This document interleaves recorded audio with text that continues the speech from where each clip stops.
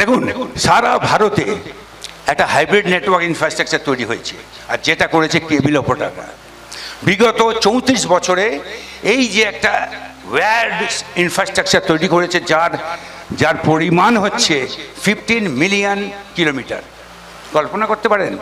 সারা ভারতের কেবল অপারেটর এটা করেছে। সেটা কোয়েক্স এবং ফাইবার কেবল নেটওয়ার্ক, এটা মিলিয়ে যে নেটওয়ার্কের মাধ্যমে আজকে কেবল কানেকশন চলছে, তার লেন্থ অ্যান্ড ব্রেথ হচ্ছে 15 মিলিয়ন কিলোমিটার। এর পেছনে অ্যানালিসিস আছে, এর পেছনে ক্যালকুলেশন আছে, এটা এমনি বলা হচ্ছে না। অ্যান্ড বিলিভ মি, এই যে লেন্থ ব্রেথ ইনফ্রাস্ট্রাকচার কথা বলা হচ্ছে, এটা কেউ করতে পারেনি, আর আগামী দিনেও পারবে না। তার কারণ, এটা করার জন্য যে সময় লাগবে আর যে ক্যাপেক্স মিন্স ক্যাপিটাল ইনভেস্টমেন্ট লাগবে, তার ROI খুঁজে পাওয়া যাবে না। এই জন্য কোনো কর্পোরেট এই কাজটা করবে না। সুতরাং